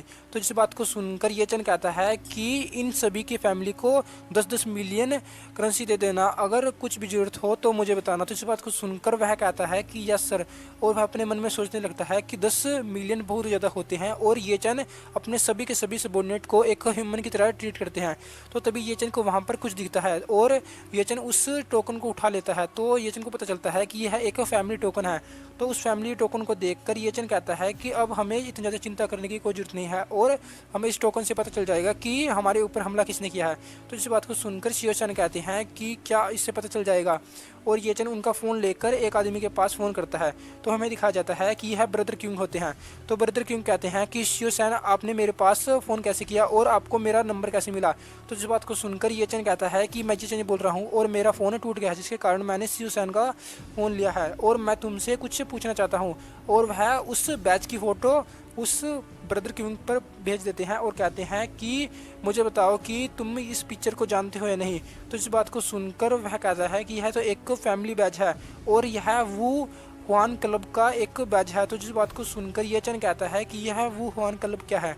तो इस बात को सुनकर वह बताने लगता है कि यह एक माफिया क्लब है जो ऑल चाइना में फैला हुआ है और इसकी बहुत सारी ब्रांचेस भी है जो बहुत ही पावरफुल है, और उसका हेड एक बहुत ही पावरफुल ग्रैंड मास्टर है और उसने अपने नीचे 1000 ऑफ डिसाइबल रखे हुए हैं, जिसके कारण यह गैंग बहुत ही पावरफुल बन गई है। और ब्रदर क्यूंग आगे बताने लगते हैं कि और यह एक कंट्री बाई नाम की कंट्री में रहता है और वहाँ के लोग इसको एक गॉड की तरह ट्रीट करते हैं क्योंकि यह बहुत ही पावरफुल है। और मैंने इसके सबॉर्डिनेट के साथ कुछ लड़ाई की थी, लेकिन मैं उस लड़ाई में बहुत ही बुरी तरह हारा और यह वुहान क्लब कोई जोक नहीं है जिससे तुम ऐसे ही पंगा ले सको। तो इस बात को सुनकर ये चन कहता है कि तुम्हें इतनी ज़्यादा चिंता करने की जरूरत नहीं है और मुझे बताओ कि तुम इसके एड्रेस को जानते हो नहीं। और वह कहता है कि और मुझे लगता है कि यह किसी जानचन सिटी के होटल में रह रहे हैं। तो इस बात को सुनकर ये चन कहता है कि तुम मुझे इनका एड्रेस सेंड कर दो। तो यह कहकर वह फ़ोन को कट कर देता है। तो आगे सीओ सन कहने लगते हैं कि क्या आप वुहान क्लब्स में जाने वाले हो। तो जिस बात को सुनकर ये चन कहता है कि आज मैं उन लोगों को बताऊंगा कि हमारा नेशन कोई ऐसी चीज़ नहीं है जो कोई भी यहाँ पर आकर कुछ भी कर सके और उन सभी को एक फ्री का लेसन तो मिलना ही चाहिए। तो आगे सीन हमें उस होटल का दिखा जाता है। तो वहाँ पर हमें बहुत सारे गैंगस्टर का सीन दिखा जाता है। तो वह आपस में बात करते हुए कहते हैं कि आज का मिशन तो बहुत ही सक्सेसफुल रहा और वहाँ पर इतनी ज़्यादा प्रोटेक्शन भी नहीं थी जिससे हमें कोई दिक्कत हुई हो। तो इस बात को सुनकर उसका दूसरा आदमी कहता है कि हाँ, वह मिशन बहुत ही अच्छा था। तो आगे वहाँ पर हमें एक और आदमी का सीन दिखा जाता है और वह कहता है कि सर, मैंने आपके इस मिशन में बहुत ज़्यादा कंट्रीब्यूट किया है, जिसके कारण आपने जो मेरे साथ प्रॉमिस किया था वह आपको निभाना होगा। तो जिस बात को सुनकर वह बॉस कहने लगता है कि तुम्हें चिंता करने की ज़रूरत नहीं है और मैं कभी भी अपने स्लेव को बुरी तरह से ट्रीट नहीं करता। जब तक तुम मेरे लिए लॉयल रहोगे मैं तुम्हें अच्छी तरह से ट्रीट करूँगा। और मैंने कहा था कि मैं तुम्हें जापान की सिटीजनशिप दूंगा और 300 मिलियन यूएस डॉलर दूंगा और यह सब तुम्हारे बैंक में बाद में आ जाएंगे। तो इस बात को सुनकर वह आदमी कहने लगता है कि क्या मैं अभी वह पीछे ले सकता हूं। तो जिस बात को सुनकर वह गुस्सा हो जाते हैं और कहते हैं कि क्या तुम हमसे बकवास करने की कोशिश कर रहे हो। और वह उसके सिर को पकड़कर नीचे गिर देता है और वह कहता है कि तुम हमारे लिए बस एक स्लेव की तरह हो और अगर तुमने हमारे साथ कुछ भी आर्ग्यूमेंट करने की कोशिश की तो तुम यहीं पर मारे जाओगे। तो जिस चीज़ को देखकर वह कहने लगता है कि इन दोनों ने मुझे बिट्रे कर दिया और अब मैं चाइना में भी नहीं रह सकता और अगर ऐसा ही चलता रहा तो मेरी पूरी की पूरी ज़िंदगी बर्बाद हो जाएगी। और वह तभी वहाँ पर जो दूसरा बॉस होता है वह कहने लगता है कि अगर तुमने हमारे सामने कुछ भी करने की कोशिश की और हमारे लिए लॉयल नहीं रहे तो तुम यहाँ पर मारे जाओगे। और वह कहने लगता है कि तुम अब हमारे लिए लॉयल नहीं हो और हमारे किसी भी काम में नहीं हो, इसलिए तुम इसको मार सकते हो। तो तभी वहाँ पर जितने भी बॉडीगार्ड होते हैं वह उस आदमी की ओर बढ़ने लगते हैं और कहते हैं कि तुम यहीं पर मारे जाओगे। तो वह आदमी कहने लगता है कि प्लीज़ तुम मुझे मत मारो और मुझे तुमसे कुछ भी नहीं चाहिए, प्लीज़ तुम मुझे मेरी ज़िंदगी को माफ़ कर दो। दोस्तों, मैं आपको पहले बता दूं कि यह वही आदमी है जिसने ये चन को धोखा दिया है और ये चन की रेसिपी को चुराया है। तो वह दूसरा बॉस कहने लगता है कि तुम एक लो लेवल के चाइनीज़ हो जो मरना डिजर्व करते हो। तो तभी कोई कहता है कि हाँ, तुम मरना डिजर्व करते हो लेकिन तुम्हें यहाँ पर चाइना को इन्वॉल्व करने की कोई जरूरत नहीं है। तो जिस बात को सुनकर वह दोनों बॉस पीछे देखने लगते हैं। तो वहाँ पर हमें ये चन का सीन दिखा जाता है। तो ये चन कहता है कि तुम लोग चाइना को अपने नीचे नहीं देख सकते और यह आदमी बस एक धोखेबाज है जिसने अपने देश के साथ गद्दारी की है। और ये चन उस रूम में जाता है और कहता है कि तुमने अगर दोबारा से चाइना का नाम लिया तो मैं तुम सभी को यहीं पर मार दूंगा। तो ये चन को वहाँ पर देखकर वह दोनों बॉस कहने लगते हैं कि यह लड़का यहाँ पर 18 फ्लोर पर कैसे आ गया, क्या यह यहाँ पर क्लेम करके आया है। और वह कहने लगता है कि मुझे इससे बच के रहना होगा। तो तभी वह आदमी कहने लगता है कि मिस्टर ये प्लीज़ मुझे माफ बचा लीजिए। तो वह दूसरा बॉस कहने लगता है कि तुम ये हो, तुम एक चाइनीज़ हो और तुम यहाँ पर मरना डिजर्व करते हो। और यह कहकर वह ये चन को मारने के लिए अपने सभी बॉडीगार्ड को आगे भेज देता है। तो जिस चीज़ को देखकर ये चन कहता है कि तुम सभी लोग यहाँ पर बस एक इडियट की तरह हो। और यह कहकर ये चन उन सभी के पास से निकल जाता है और उन सभी को पता भी नहीं चलता। और वह कहता है कि तुम लोगों में से तुम्हारा बॉस कौन है। और वह कहता है कि चलो फिर भूल जाओ और यहाँ पर तुम सभी यहाँ पर मरने वाले हो। और वह उस बड़े से आदमी का मुंह को पकड़ता है और कहता है कि मैं इस मोटे आदमी से स्टार्ट करूँगा। और यह कहकर वह उसके सारे के सारे दांत को वहीं पर तोड़ देता है और वह मोटा आदमी दर्द से चिल्लाने लगता है। तो दूसरा बॉस कहने लगता है कि तुम एक एंशिएंट मार्शल आर्टिस्ट हो तो क्या हुआ, तो यहाँ पर मारे जाने वाले हो। तो यह कहकर वह ये चन को मारने के लिए अपने बॉडीगार्ड को आगे भेज देता है, लेकिन ये चन उस मोटे आदमी को उठाता है और उन सभी बॉडीगार्ड को उससे ही मार देता है। तो जिस चीज़ को देखकर वह दूसरा बॉडीगार्ड कहता है कि यह दूसरा बॉस 300 किलो का था, लेकिन इस आदमी ने इसको एक ही हाथ से उठा लिया और यह तो एक अमेजिंग बात है। और वह कहता है कि मैंने बहुत ही कम ग्रैंड मास्टर को देखा जो इतना पावरफुल है, और अगर मुझे इस तरह के ग्रैंड मास्टर से मिलने का चांस मिल गया तो यह बहुत ही अच्छी बात है। तो आगे हमें दिखा जाता है ये चन ने उन सभी को वहीं पर हरा दिया होता है। तो वह दूसरा बॉस कहने लगता है कि ये चन मैं तुम्हें मानता हूँ कि तुम बहुत ज़्यादा पावरफुल हो। और वह बताने लगता है कि मैं अकाटा स्टाइल स्वॉर्ड आर्ट का एक सक्सेसर हूँ और मैं आज तुम्हारी पावर से बहुत ही इम्प्रेस हुआ हूँ और मैं तुमसे एक फ़ाइट करना चाहता हूँ और तुमने मेरी रिस्पेक्ट को जीत लिया है। तो जिस बात को सुनकर ये चन कहता है कि तुम मेरे सामने कुछ नहीं हो और जैसे कि मैंने तुम्हारे सभी सबॉर्डिनेट को मारा, आज तुम यहीं पर मारे जाने वाले हो। तो जिस बात को सुनकर वह दूसरा बॉस कहने लगता है कहता है कि हमारे मास्टर कोवाकी ने तुम्हारे सभी के सभी सबॉर्डिनेट को मारा है और वह लोगों को मारने के लिए एडिक्टेड है, लेकिन मैं तुम्हें उसके बारे में नहीं बता सकता। तो जिस बात को सुनकर ये चन उसके पास आता है और उसके फेस पर एक किक मार देता है और कहता है कि तुम यहीं पर मारे जाओगे और जब मैं तुम्हें मार दूंगा तो मैं उस मास्टर कोवाकी के पास जाकर उसको भी यहीं पर मार दूंगा। और यह कहकर वह ये उस आदमी को वहीं पर मारने ही वाला होता है, लेकिन तभी वहाँ पर कोई आ जाता है और वह कहता है कि तुम लोग मेरी नींद को डिस्टर्ब कर रहे हो। तो वहाँ पर वह मास्टर कोवाकी आ जाता है। तो उसको देखकर वह बॉस कहता है कि मास्टर कोवाकी प्लीज़ मुझे बचा लीजिए। तो जिस बात को देखकर ये चन कहता है कि अच्छा तुम ही मास्टर कोवाकी हो जिसने मेरे सबॉर्डिनेट को मारा है और तुम यहीं पर मारे जाने वाले हो। तो जिसे देखकर वह कोवाकी मास्टर कहने लगता है कि हाँ मैंने ही तुम्हारे सभी के सभी सबॉर्डिनेट को मारा था और उसमें बहुत ही मज़ा आया। तो जिस बात को सुनकर ये चन गुस्सा हो जाता है और कहता है कि अब तुम यहीं पर मरने वाले हो। तो वह दूसरा बॉस अपने मन में सोचते हुए कहता है कि ये चन पावरफुल तो होगा लेकिन मास्टर कोवाकी के सामने यह कुछ नहीं है और ये चन अब मरने वाला है। तो आगे हमें दिखा जाता है कि ये चन और उस मास्टर कोवाकी की हाइट में बहुत ज़्यादा डिफरेंस होता है और उन दोनों की बॉडी कंपैरिजन बहुत ही दूर तक नहीं होता, लेकिन हमें दिखाया जाता है ये चन उठता है और उसके मुंह पर एक किक मार देता है जिससे वह नीचे गिरने लगता है। तो जिस चीज़ को देखकर वह दूसरा बॉस कहता है कि यह कैसे हो सकता है कि इसने इतनी ऊपर जंप लगाकर उसको इतनी आसानी से मार दिया। और हमें दिखाया जाता है कि ये चन उसको बहुत ही आसानी से हरा देता है और कहता है कि तुम तो बहुत ही कमज़ोर निकले। और इसी के साथ हमारा ये एपिसोड यहीं पर ख़त्म होता है। हेलो दोस्तों, जैसे कि आपने डिवाइन गॉड कल्टीवेटर के पिछले एपिसोड में देखा, ये चन ने उन सभी को हरा दिया था और उस मास्टर कोवाकी को भी मार दिया था। तो इस एपिसोड की स्टार्टिंग होती है, हमें उस दूसरे बॉस को सीन दिखाया जाता है। वह कहता है कि यह तो इम्पॉसिबल है कि तुमने मास्टर कोवाकी को हरा दिया और वह इतनी आसानी से कैसे हार गए। तो जिस बात को सुनकर ये चन कहता है कि अब तुम्हारी बारी है। तो जिस बात को सुनकर वह बॉस कहता है कि प्लीज़ तुम मुझे मत मारो, यह बस एक मिसअंडरस्टैंडिंग थी और मैं तुम्हारे सभी चीज़ के लिए कॉम्पोसेट करने के लिए तैयार हूँ और अगर तुम्हें और भी कुछ चाहिए तो मैं तुम्हें वह भी देने के लिए तैयार हूँ। तो जिस बात को सुनकर ये चन कहता है कि तुम मुझे क्या दे सकते हो और मुझे तो बस तुम्हारी ज़िंदगी चाहिए। और यह कहकर वह उसको भी वहीं पर मार देता है। और आगे ये चन उससे दूसरे आदमी के तरफ देखने लगता है जिसने ये चन को धोखा दिया होता है।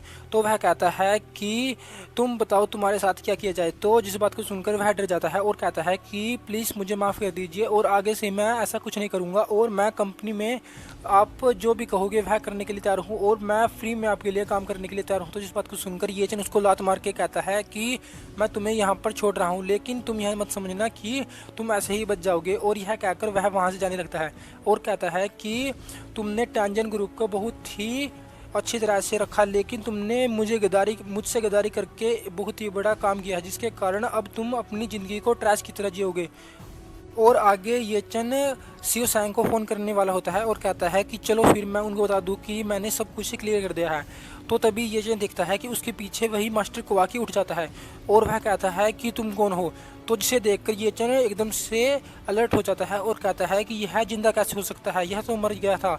और वह आदमी कहने लगता है कि तुम कौन हो जिसने इस मास्टर कोवाकी को मारा। तो जिस बात को देखकर ये चन कहता है कि यह जिंदा नहीं है, कोई अपनी टेक्निक से इसके शरीर से बात कर रहा है। और हमें दिखाया जाता है कि वह वही मास्टर है जो इन सभी के पीछे है।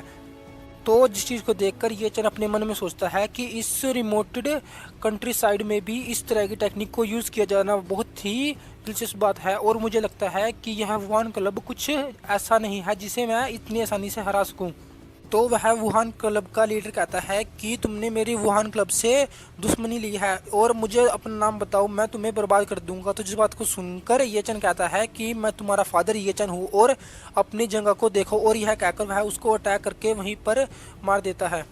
और वह कहता है कि यह अपनी सोल के साथ आया था, लेकिन अगर यह मेरे सामने आएगा तो मैं इसको दोबारा नहीं छोड़ूंगा और इसके जितने भी आदमी होंगे मैं उन सभी को मार दूंगा। तो आगे हमें उस मास्टर का सीन दिखा जाता है जो अपने होश में जाता है और उसको चोट भी लगी होती है। तो जिस चीज़ को देखकर उसके डिसेबल कहते हैं कि मास्टर बाय आप क्या ठीक हो। तो आगे वह मास्टर कहता है कि ये चन मैं तुम्हारा नाम याद रखूंगा और जब भी तुम मुझे मिलोगे मैं तुम्हें इसके लिए पे करने पर मजबूर कर दूंगा। तो आगे सीन बदलता है और हमें ये चन की कंपनी का सीन दिखा जाता है। तो वहाँ पर बहुत सारे डायरेक्टर होते हैं। तो ये चन उन सभी को कहता है कि मैंने इस केस को क्लोज कर दिया है और इसके बारे में आगे से कोई बात नहीं करेगा। तो उस चीज़ को देखकर वहाँ पर जितने भी डायरेक्टर होते हैं वह आपस में बात करने लगते हैं कि मिस्टर ये ने इतनी जल्दी इस डॉक्यूमेंट को वापस कैसे ले आए और यह डॉक्यूमेंट तो खून से सने हुए हैं, मुझे लगता है कि वहाँ पर कोई लड़ाई हुई होगी। तो आगे ये चन कहता है कि मैं तुम्हें एक चांस देता हूँ कि तुम टांजन कॉर्पोरेशन को फ्रीली चूज़ कर सकती हो कि तुम्हें यहाँ पर रहना है या नहीं, और अगर तुमने मुझे बिट्रे करने की कोशिश की तो मैं तुम सभी को मार दूंगा। और यह कहकर वह अपने औरत को बाहर निकालने लगता है। तो जिसे सुनकर वहाँ पर जितने भी डायरेक्टर होते हैं वह कहते हैं कि मिस्टर ये आपने जो कहा वह वही होगा। तो आगे सीन बदलता है और हमें शून्य का सीन दिखा जाता है। शून्य कहती है कि ये चन तुम इतना ज़्यादा गुस्से क्यों हो, क्या तुम्हारे साथ आज कुछ हुआ है। तो जिस बात को सुनकर ये चन कहता है कि मैं बस एक रिग्रेट में हूँ और मुझे अपने एम्प्लॉयज़ को चूज़ करने में आगे से और ज़्यादा ध्यान देना होगा। तो इस बात को सुनकर शून्य कहती है कि तुम्हें चिंता करने की कोई ज़रूरत नहीं है और मैं तुम्हें अच्छा फील कराने के लिए कुछ भी कर सकती हूँ। तो जिस बात को सुनकर ये चन कहता है कि क्या तुम सच बोल रही हो, और यह कहकर वह कहता है कि तुम मेरे पास आओ। तो आगे हमें दिखाया जाता है कि उन दोनों के बीच सिस्टम हो जाता है। तो उसके बाद हमें दिखाया जाता है कि ये चंद शून्य से पूछने लगता है कि क्या तुम्हें अभी भी दर्द हो रहा है। तो जिस बात को सुनकर शून्य कहती है कि मुझे अब इतना ज़्यादा दर्द नहीं हो रहा। तो जिस बात को सुनकर ये चंद कहता है कि मैं तुम्हारे लिए बहुत ही परेशान था और तुमने अपने आप को बहुत ज़्यादा पुश किया और तुम्हें मेरे ऊपर रहने की कोई ज़रूरत नहीं है और मैं सब कुछ संभाल लूँगा। तो इस बात को सुनकर शून्य कहती है कि मैं हूँ जो तुम्हें डोमिनेट करने की कोशिश कर रही हूँ और मैं चाहती हूँ कि मैं तुम्हें अपने लिए रख लूँ। तो इस बात को सुनकर ये चंद कहता है कि तुम ऐसा कर सकती हो लेकिन तुम्हें अपने ऊपर ध्यान देने की ज़रूरत है। तो आगे शून्य कहती है कि ये चंद मैं तुम्हें एक सीक्रेट बताना चाहती हूँ, और वह कहती है कि अगर मैंने तुम्हें एक सीक्रेट बताया तो तुम्हें भी मुझे कोई सीक्रेट बताना होगा। तो जिस बात को सुनकर ये चंद कहता है कि चलो फिर बताओ कि तुम मुझे क्या बताना चाहती हो। तो जिस बात को सुनकर शून्य कहती है कि जब मैं 5 साल पहले तुमसे मिली थी तब से मैं तुमसे प्यार करती हूँ और जब तुम मुझको छोड़ के चले गए थे मैंने तुम्हें बहुत ज़्यादा मिस किया। तो जिस बात को सुनकर ये चंद कहता है कि मैंने भी तुम्हें बहुत ज़्यादा मिस किया। तो जिस बात को सुनकर शून्य कहती है कि और जब तुम्हारी फैमिली मारी गई तब तो मैं कुछ नहीं कर पाई, लेकिन मैं उस टाइम बहुत ज़्यादा गुस्सा थी और मैं सब कुछ करने की कोशिश कर रही थी लेकिन मैं पावरलेस थी, जिसके कारण मैं आज तुम पर भी एक बर्डन बन के रह गई हूँ। तो आगे सुनिए, ये चंद से कहती है कि मैं हमेशा ही तुम्हें अपने हाथों से खाना बनाकर खिलाना चाहती हूँ और हमेशा ही तुम्हारे साथ रहना चाहती हूँ। और वह कहती है कि क्या तुम मुझे अपनी फर्स्ट वुमन की तरह ट्रीट करोगे और हमेशा ही मेरी साइड रहोगे। तो जिस बात को सुनकर ये चंद कहता है कि तुम्हें चिंता करने की कोई ज़रूरत नहीं है और तुम्हारी जगह को कोई भी और पर्सन रिप्लेस नहीं कर सकता, तुम मेरे लिए बहुत ज़्यादा इंपॉर्टेंट हो। तो जिस बात को सुनकर ये सुनिए कहती है कि ये चंद तुम्हारा शुक्रिया। और आगे ये चंद पूछने लगता है कि मुझे बताओ कि तुम मुझसे क्या पूछना चाहती थी। तो जिस बात को सुनकर ये चंद सुनिए कहती है कि मुझे पता है कि तुम्हारे पास बहुत ज़्यादा सीक्रेट है, लेकिन तुम बताओ कि तुम मुझे कौन सा बताना चाहती हो। तो जिस बात को सुनकर ये चंद कहता है कि चलो फिर मैं तुम्हें यह बताता हूँ कि मैं 5 साल कहाँ पर था। तो ये चंद बताने लगता है कि जब मैं उस पौंड में गिर गया था तो मुझे एक ओल्ड मैन ने बचा लिया और वह मुझे एक कुंगलन वॉइड नाम के प्लेस पर लेकर चले गए जो माउंटेन के बीच था। और वहाँ पर बहुत सारे एक्सपर्ट थे जो बहुत ही पावरफुल थे और उनके बीच ही मैंने 5 साल तक ट्रेनिंग की। जिसके और आगे ये चंद कहने लगता है और इसी कारण मैं इतना पावरफुल बन पाया हूँ। तो जिस बात को सुनकर सुनिए कहती है कि क्या मैं तुम्हारे साथ वहाँ पर चल सकती हूँ। तो जिस बात को सुनकर ये चंद अपने मन में सोचते हुए कहता है कि कुंगलन माउंटेन बहुत ही डेंजरस है और मुझे पता नहीं कि मैं वहाँ पर सेफली इनसाइड जा पाऊँगा या नहीं, और मैं अकेला ही अपनी प्रोटेक्शन की जिम्मेवारी नहीं ले सकता, और अगर मैंने शून्य को वहाँ पर ले गया तो बहुत ही बड़ी प्रॉब्लम हो सकती है। तो ये चंद अपने मन में सोचते हुए कहता है कि लेकिन अब मेरे पास वह स्टोन है जिसके अंदर 100 एंशिएंट एक्सपर्ट है जो मुझे सपोर्ट कर रहे हैं, लेकिन फिर भी यह डरने की बात है क्योंकि वहाँ पर इतने पावरफुल लोग हैं जो अपनी एक उंगली से पूरे के पूरे शहर को बर्बाद कर सकते हैं। तो जिस बात को सोचते हुए ये चंद कहता है कि चलो फिर मैं तुम्हें कभी वेकेशन पर वहाँ पर लेके जाऊँगा जब मैं फ्री हूँगा। तो जिस बात को सुनकर ये सुनिए कहती है कि क्या तुम सच में यह बात कर रहे हो। तो जिस बात को सुनकर ये चंद कहता है कि फिर तो तुम्हें मुझे दोबारा से रिवार्ड देना होगा। और आगे वह दोनों दोबारा से सिस्टम करने लगते हैं। तो उनके सिस्टम के बाद हमें एक दूसरी जगह का सीन दिखाया जाता है। तो हमें दिखाया जाता है कि यह वही मार्शल आर्ट सोसाइटी है जिसको ये चंद ने गुस्सा दिला दिया है। तो वहाँ पर बहुत सारे लोग होते हैं। तो वहाँ पर हमें एक और आदमी का सीन दिखाया जाता है जो टांग फैमिली का हेड है जिसका नाम टांग आओ है और यह नेशनल ग्रैंड मास्टर रैंक में 189 पर है। तो वह कहने लगता है कि कौन यून की मौत का जिम्मेवार है और मुझे बताओ कि इसके पीछे कौन है। और हमने वहाँ पर एक आदमी भी भेजा था लेकिन वह भी वहाँ पर मारा गया। तो आगे वहाँ पर जितने भी ग्रैंड मास्टर होते हैं वह कहते हैं कि हमें उसके बारे में कुछ नहीं पता। तो जिस बात को सुनकर वह ग्रैंड मास्टर टांग कहने लगता है कि मुझे बताओ कि वह कौन था जिसने यह सब किया है और मुझे बताओ कि इसमें उन लोगों की क्या गलती है। क्या तुम कुछ नहीं कर सकते और तुम बस उस एक आदमी को नहीं ढूंढ सकते जो इसके पीछे है। तो जिस बात को सुनकर वहाँ पर एक आदमी खड़ा होता है और कहता है कि प्रेसिडेंट आपको इतना ज़्यादा गुस्सा होने की कोई जरूरत नहीं है और हमें पता चला है कि वह ये चंद नाम का एक बास्टर्ड है जिसने हमारे आदमी को मारा है और मैंने उसके बारे में इन्वेस्टिगेशन की थी कि वह मार्शल आर्ट अरीना में गया था और उसके कारण ही वह मारा गया है। तो इस बात को सुनकर वह प्रेसिडेंट कहता है कि यह एक अच्छा पॉइंट है और हमें पता करना होगा कि यह ये चैन किस फैमिली से है और यह ये चैन उस ये फैमिली से तो नहीं जिसको बहुत ही समय पहले बर्बाद कर दिया गया था।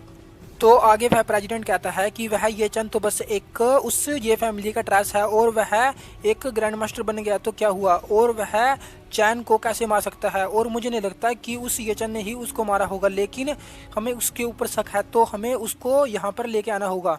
तो जिस बात को सुनकर वहाँ पर जो वाइस प्रेसिडेंट होता है वह कहता है कि यहाँ पर बहुत सारे विटनेस है जिसने कहा है कि उन सभी को ये चंद ने मारा है, लेकिन हमें नहीं पता कि उन सभी को क्या हुआ है क्योंकि वह अपनी याददाश्त को भूल गए हैं और हमें डिटेल के बारे में नहीं बता पा रहे।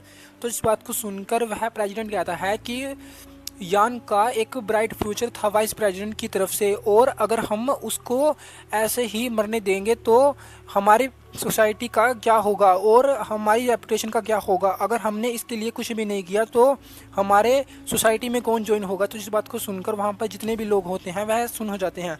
तो वह प्रेसिडेंट कहता है कि मैं तुम तीनों वाइस प्रेसिडेंट को कहता हूँ कि तुम वहाँ पर जाकर उस येचन के बारे में सब कुछ डिसाइड करो कि वह कौन है और कहाँ से आया है और उसके बारे में सब कुछ जानकारी लाकर मुझे दो। अगर तुम्हें कुछ नहीं पता चलता तो उस बास्टर्ड येचन को मेरे पास लेके आ जाओ। तो इस बात को सुनकर वह कहते हैं कि प्रेसिडेंट टैंग आपने जो कहा वही होगा। तो आगे सीन बदलता है और हमें dragon squad attack junction city का सीन दिखा जाता है। दोस्तों यह वही स्क्वाड है जो ब्रदर क्विंग ट्रेन कर रहे हैं। तो आगे हमें वहाँ पर ये चन और ब्रदर क्विंग का सीन दिखाया जाता है। तो ये चन कहता है कि ब्रदर क्विंग आपका शुक्रिया कि आपने मुझे कल इतनी इंपॉर्टेंट जानकारी दी। तो जिस बात को सुनकर ब्रदर क्विंग कहते हैं कि ये चन तुम्हें इतना ज़्यादा पोलाइट होने की कोई जरूरत नहीं है और यह बस मेरी एक जॉब है। तो ये चन कहता है कि आप मुझे इतनी जल्दी क्यों बुला रहे थे। तो जिस बात को सुनकर ब्रदर क्विंग कहते हैं कि चीफ तुमसे मिलना चाहते हैं। तो आगे हमें उस चीफ को दिखाया जाता है और इसी के साथ हमारा एपिसोड यहीं पर ख़त्म होता है। दोस्तों